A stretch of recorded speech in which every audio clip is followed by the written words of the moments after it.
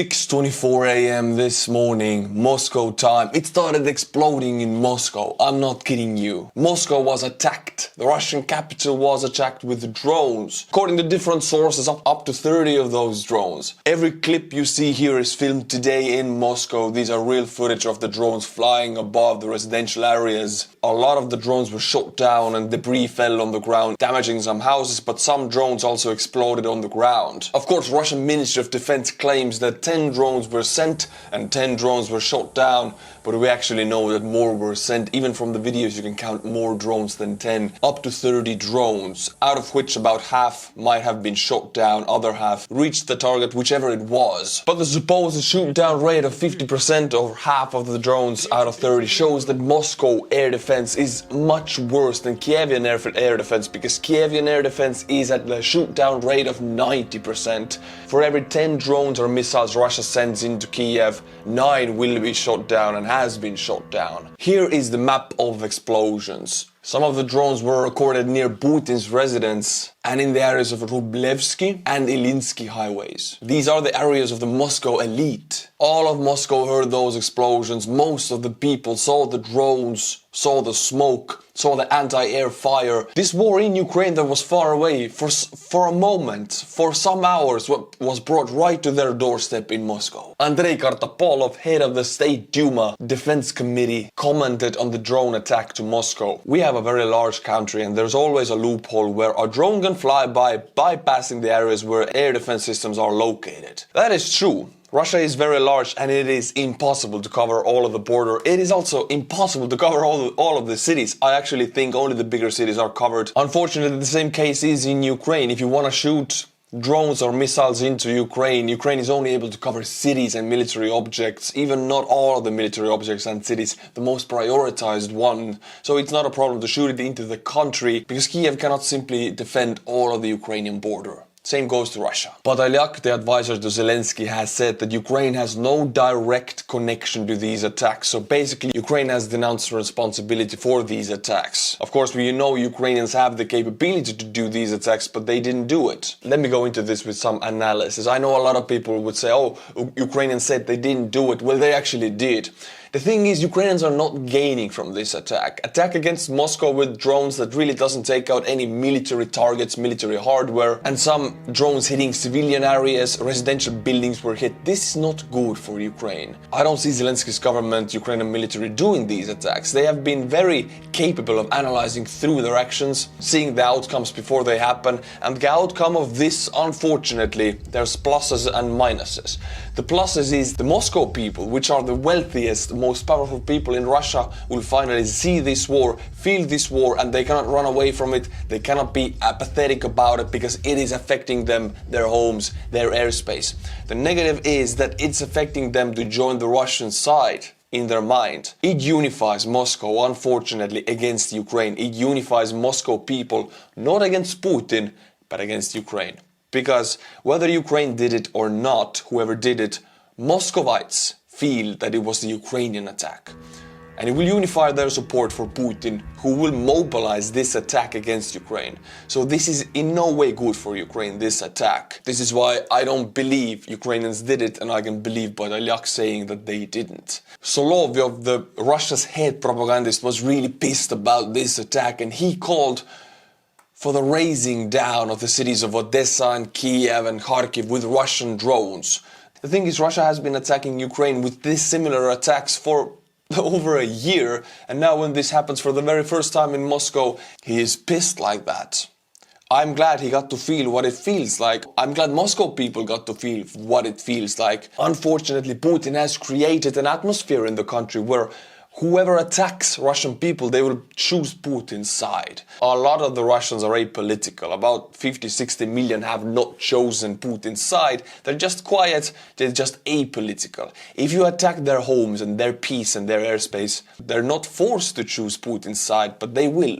because that's the only side they have. They cannot choose the Ukrainian side. Attacking Russia or Russians in these grand scale attacks is not doing any good for Ukraine. It unfortunately mobilizes Russian people against Ukraine. That's my 2 cents on it, at least. Russians in their anger sent another missile and drone attack against Ukraine, which they have been doing in every second day almost. In May, about 15 to 16 attacks have been commenced against Ukraine out of 30 days, so every second day. Kievan air defense shot down everything sent their way, so it was a 100% shoot down rate. Kievan air defense, very good. Another aspect of this attack was that Russian Ministry of Defense and media space have been working really hard to make sure that St. Petersburg and Moscow, 2 of the most important areas in Russia, that those people feel that they are safe from the war and the war doesn't affect them. There have been promises, there have been shows, propaganda about it, that nothing can reach us. Now this attack against Moscow, not doing good for Ukraine, but it broke the illusion that the Russian Ministry of Defense can defend the people. It broke the illusion that Moscow is safe. No area in Russia is safe, except for maybe Far East. It is yet to be seen how the Moscow people will react to it, because the Moscow mayor is very angry and calling for the destruction of Kiev, calling for the destruction of Ukrainian cities. It is yet to be seen if the Moscow people will react the same way, and I hope not. My friends, these are the Russian losses of the past 24 hours, and we see different numbers here than the last time, and let's analyze them. 410 KIAs, almost 1 battalion tactical group per day, because Russians are not commencing any active grand-scale offensive operations on the battlefield right now. Most of the attacks are probing attacks, or reconnaissance attacks, testing Ukrainian defenses, nothing big. That's why they're losing less men. But that is not important. What is important here is the artillery systems, 10 losses, because as we talked in the last video, Ukraine is really targeting them, because when they start their offensive, and we'll talk about it in this video because Zelensky has given us some news about it, when this offensive starts, Russian artillery needs to have been pushed down enough by then that they cannot strike. They cannot strike effectively and efficiently. This is why every artillery piece Ukrainians discover is a priority. 2 of the most important numbers right here are UAVs plus 38. These are not cruise missiles. These are also reconnaissance drones. Ukraine is taking away Russian eyes in the sky with their first-person view drones. Very important, because Russian logistics and Russian reconnaissance are incredibly weak. But they do have drones that work very well. Orlan 10 is a very good asset. If you take this away, you take one of the things away that actually works for them. So we see Ukrainians doing that in a grand scale. I'm glad to see 38 here, it's a big number. But now 51 cruise missiles. That is as high because Russia actually today made the first daylight cruise missile attack against Kiev after a very long time. They used to attack during the daylight at the very beginning months of the war. After that, they switched to nighttime operations because it's harder to shoot down missiles then, and now it's again daylight. It's also a wannabe payback against Moscow, but Moscow got attacked with 30 drones and Kiev was attacked with, 10 to 15 cruise missiles, so they couldn't even send the equal number of missiles to Kiev that Moscow got. So that shows their capabilities are low, but we'll talk later in this video about their military production, and unfortunately new data shows that they can produce up to 30 cruise missiles per month, which is not big, but it's not small. You can do a lot with 30 cruise missiles. Let's watch the military map for a moment and we go to Bakhmut area once again. Urban warfare doesn't exist anymore in Bakhmut because all of the urban housed areas are under Russian control. But Ukrainians are doing some special forces offensive operations on the sides. Russians are doing some probing attacks and Ukrainians are using special forces. Nothing big, no big offensive operations to take back vast amounts of areas. Doesn't happen right now. Here we see some forested areas, some forest strips. You know, next to the roads there are like 3 lines of wood. And there are Russian defensive lines, and I watched all of the videos that came out, GoPro footage. Ukrainian special forces are striking these wooden areas, taking away these Russian foxholes, Russian trench systems. But we're talking about hundreds of meters of here. This change of these areas, the blue areas, and also here the blue areas and some green areas here. We're not talking about anything big, just making your positions a little bit better.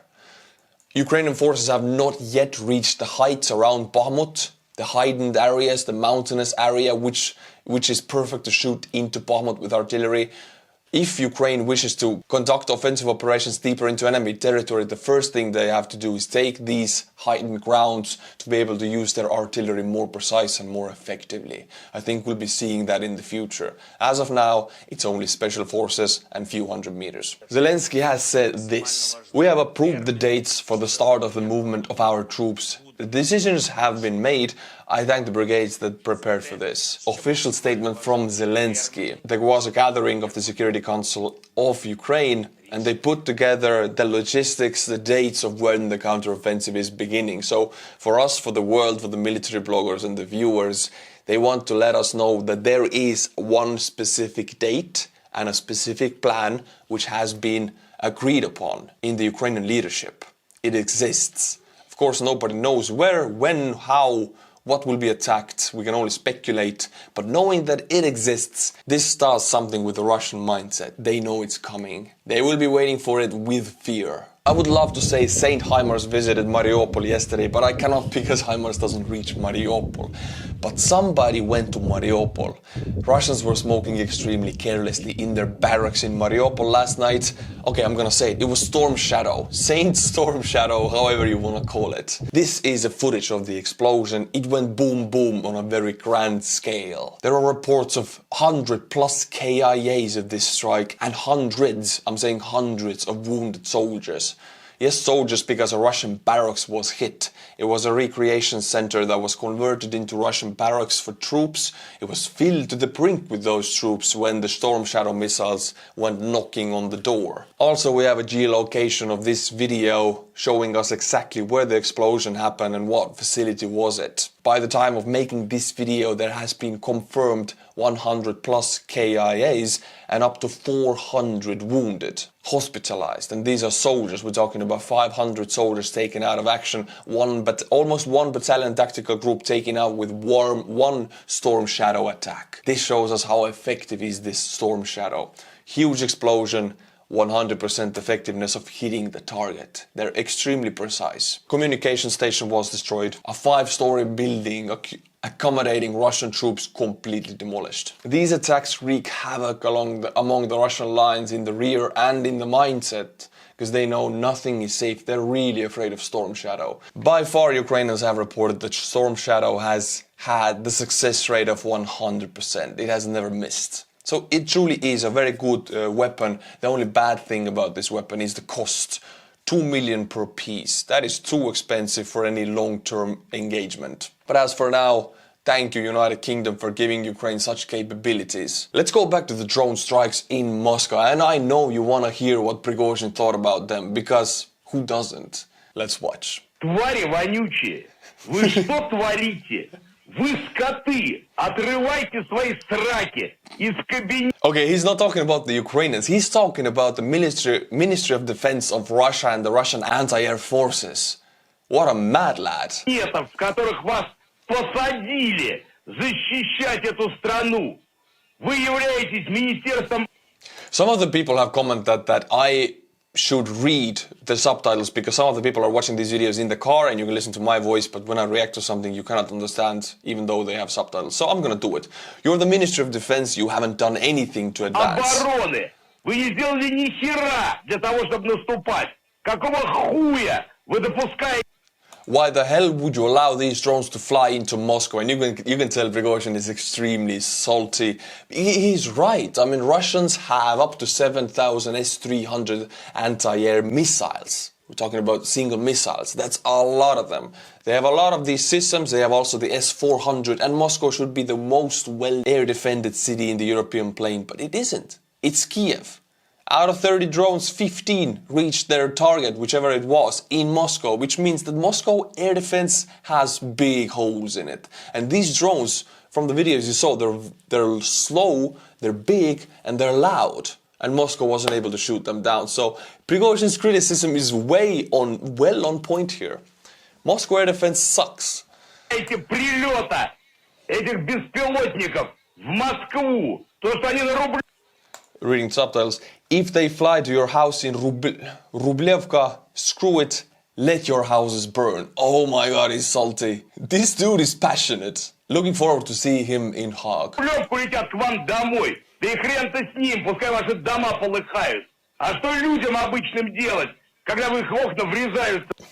What are ordinary people supposed to do when the drones with explosives fly into their windows? I don't know if Prigozhin see what I was talking about. This actually weaponizes Moscow people against Ukraine if Putin chooses to do so, because these acts are perfect for the leader of the country to guide the anger of the people towards Ukraine. Unfortunately, these attacks give a lot to Putin if he is wise enough to grab the initiative on this. Беспилотники со взрывчатым веществом. И поэтому как гражданин I will read. So, as a citizen, I deeply resent the fact that these scum sit back and sit quietly with their covered in expensive creams. Oh my god, creamy. This talk is very salty, but he's also right. In the previous videos, I remember him mentioning meeting some high officials from Moscow, and he doesn't like the perfume, expensive perfume. Well, Prigozhin, of course, a war criminal. Of course, he deserves jail time for life. But he's present with his men at least. He's on the front lines. There is no denying that this is an info op. He is there. So his anger, I can totally understand it. Я глубоко возмущен, что эти мрази спокойно сидят и просиживают дальше свои ожиревшие сраки, намазанные дорогими кремами. И поэтому я считаю, что народ имеет полное право. And that's why I think people have every right to ask them these questions. Задать им эти вопросы, этим паскудам. А ведь я об этом уже много раз And I've warned about it already many times, but no one wants to listen. предупреждал. Но слушать никто не хочет. Потому что я злой и расстраиваю бюрократов, которым... Because I'm angry and it upsets the bureaucrats who have a great life. The thing is why Prigozhin also is going against the Ministry of Defense. He is already mobilizing this attack to get the Russian people on his side, because we see the seeds of civil war in the future being sown here right now. And if Putin wants to mobilize these people, he will blame the Ukrainians. Prigozhin, who does he blame? He doesn't even mention the Ukrainians. He blames the Ministry of Defense and their poor management of anti-air systems. He wants the people on his side, and his enemy, the Russian Ministry of Defense, not Ukraine. How weird is that? Also, please put in the comments if you want me to read these subtitles for the people who are watching these videos in the car, because I don't know what to do unless I get some feedback. Why does Ukraine need so many weapons? Anton Gerashenko, advisory to Zelensky, got this question, and since I get this question in my YouTube comments so much, then I want to go over this. He gave a very good outline of the answer to this question. We're gonna watch his tweet and analyze it. Anton Gerashenko, link in the description below. I often hear the question, why does Ukraine need so many weapons? The answer is very simple. Putin has turned Russia into a giant military production plant that costs very little and with very cheap workforce, at the same time receiving equipment from its allies and having a large amount of weapons in its storage. That is true. Putin has converted the entire country, and it's still doing it, still a process going on, into wartime economy. And unfortunately, peacetime economy in Russia always very bad, but wartime economy, they can do a lot. Putin has been preparing the mindset of the people for 2 decades for this. For when the time comes for the people to be zombified enough to be pushed into factories and work in 3 shifts. For example, Russian artillery factories, they never stop right now. They don't stop at night, they don't stop during the day. If one shift ends 12 hours, another one comes in. The machines work until they break. 3,800 Russian tanks were destroyed by the Ukrainian armed forces. 29th of May data. Medvedev claims Russia would produce 1,500 new tanks in 2023. Of course, these numbers are inflated. Anything Medvedev claims is a huge lie, as he doesn't really have a slightest idea of the Russian capabilities. But this number is definitely smaller, but not a lot smaller. Perhaps 750 would be real. 750 new T-72s, because T-80s and T-90s, they cannot really produce a lot. T-72s, they can pump those out on the line. They have about 10,000 armored personnel carriers and about 7,000 S-300 missiles. Russia can produce about 2 Kinjal, 25 caliber and 35 X-101 and at least 5 Iskander-M rockets per month. I was wrong before, that is about 60 missiles per month, which is a lot. And this is new data. This is data after sanctions. Unfortunately, Russia can produce 60 cruise missiles per month with sanctions. That is a huge number. That is enough to carry out at least 3 to 4 missile attacks per month against Ukraine. Western sanctions need to be looked over to take this out of the equation. Russia must not be able to produce any missiles because these are unfortunately the most effective weapons they have right now. Iran is giving Russia Shahed drones, and we're not talking about some drones. We're talking about over 1,000 drones. 1,000. Belarus is giving T-72 tanks, Ural trucks and ammunition. T-72 takes an anti-tank weapon. Ural trucks have been destroyed in the thousands and Russia still have them. That's why they need weapons. Russia has so much dumb iron. All of that needs to be destroyed in the mincing machine, and Ukraine needs to have these capabilities to destroy them. Russian military production industry is working 24/7 in 3 shifts, as I was selling before. And unfortunately, this is even good for Russia. This is the sad part of it, because Russian people tend to drink when they don't work. Well, Putin has given everybody work. You get work in the military facilities, in the military factories, in 3 shifts. I mean, one person can work 12 hours, then another one has to come in for the work to continue. So this reduces the unemployment in Russia, unfortunately, which is in a way good for economy. This is why Ukraine needs so many weapons. They're fighting the biggest country in the world. A fuel train was derailed in Russia Ulyanovsk area that is near Moscow. Fuel trains are one of the bloodlines of the Russian economy, exporting fuel and natural gas. And derailing a fuel train is very easy to do, and it's a very big hindrance because you have to fix the railroad, you have to fix the train, you have to get the schedules running again, there will be bottlenecks. So this is the fastest and most efficient way to very slowly chip away the Russian profitability. Russian propagandists reacted to this derailment. Let's watch the video. Это была победа, и ребята готовы. Вы сами показывали, я знаю, то, что происходит на других направлениях. Это, конечно, ну что, у нас Краснодар прилетело, сейчас прилетела Псковскую и Тверскую область. И что, с территории Украины запускали? Это все же внутри запускается, правда? Нет. Ну, нам ваши же коллеги из Минобороны говорят, что нет. Украина. This guy thinks that they're launched from inside of Russia, and that would be the possibility. Another way to look at Moscow attack today, because Ukraine's announced it. Ukraine is not gaining from it, they're losing from it because it takes away from in the information war aspect from Ukraine. It could be a false flag operations done by Putin to mobilize the capital's people against Ukraine. Let's remember how he got his power. He blew up 6 apartment buildings, killing 300 Russians to go into Chechnya. After this, he won the elections, he went into Chechnya. So this is no strange thing to him. He's ready to take away his own people from the equation to get the support of the majority. До Тверской области, до Псковской, с территории Украины точно ничего не долетит априори. Просто по той дальности, которая существует. И на сегодняшний день надо понимать, что среди нас, вот буквально, я живу в Домодедово, на Белых столбах, вчера, сожгли релейные шкафы на нашей железной дороге, которая идет на Каширу. Это у нас происходит ежедневно.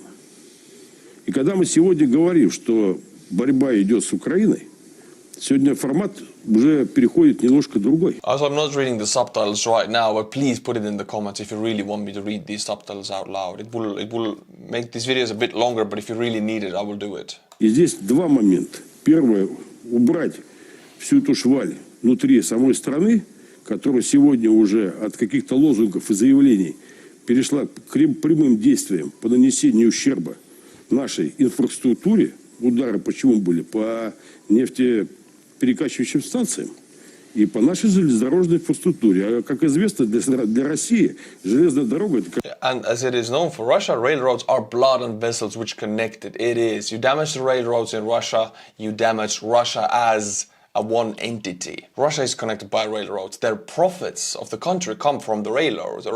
And this pays for this war. Кровеносные сосуды, которые связывают. И исходя из тех литерных перевозок, которые на сегодня идут, я немножко знаю объем. Erdogan was declared the winner of the Turkish presidential elections. This is a huge deal. Of course, in this video, you will see Erdogan singing a song for his supporters after winning the elections. It's always strange to see country leaders singing, but we have seen it sometime. It's cool, it's cool. But why is it a big deal? Because Turkey is the main player in the Black Sea vicinity. The Turkish Strait is the bottleneck for the Russian Navy of the Black Sea. Turkey decides whether Sweden gets into NATO, all of this is connected to Erdogan's presidential elections. It was speculated that for the fact that Erdogan wanted to win these elections and get the support of the people, he actually didn't allow Sweden to enter NATO because of the Kurdish rebels who are living in Sweden, but there is a possibility that now he has won the election, he will just allow Sweden to join. Another thing he is demanding is if Sweden gets into NATO, we need guarantees that we can buy F-16 from the United States. Turkey wants these F-16s and USA has been reluctant to sell, and Erdogan is gambling with anything he has to get those F-16s. So we might see changes in those fields now that he knows he will be president and the leader of the country for a long time to come. Of course, nothing should change about Turkey's position on this war, but keep an eye on United States military supplies to Turkey and let's see what happens to Sweden and NATO. Now, the last video we're gonna watch is a Ukrainian artillery crew shooting American M119 artillery systems, and I wanna see what they think of it. Video comes from Dimitri, link in the description below.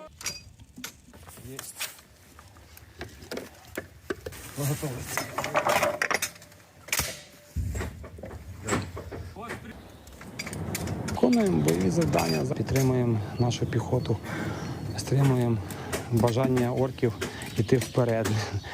Працюємо по їхній техніці, по мінометам, по їхній піхоті. It's so weird how they can immediately see if they hit or not. The guy has the phone next to the mortar artillery system.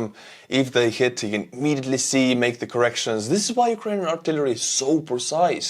Russians and the whole world are watching in awe of how pinpoint precisely Ukrainians use their artillery. Well, it's thanks to the drones. По їхній піхоті. Artillery hub. Досить непогано, досить добре, оскільки сама батарея вже має гарний бойовий досвід і зарекомендувала себе своєю точністю. Ну і гармата дуже також при правильному поводженні з нею, теж досить точна гармата. Тому оркам дуже неприємно. In the last video I asked you how the artillery systems work, how do they actually do the calculations, because this is something I never learned. I was an infantryman. And you guys actually send me web pages of having these apps and having these algorithms in it where you can calculate. It shows you everything. And I didn't really understand much of it. It was well too complicated for me. But I'm glad to know I have viewers who really understand this stuff.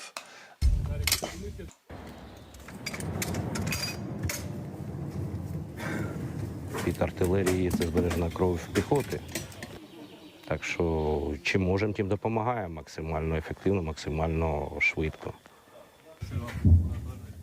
Кидаються інколи голосові повідомлення, тобто якби з подяками за те, що там працював міномет, він замовк після нашої роботи, і більше він не працював по хлопцям, наприклад. Добре слово подяки. Yeah, because when the Russian mortars are working, Ukrainians immediately pinpoint their locations.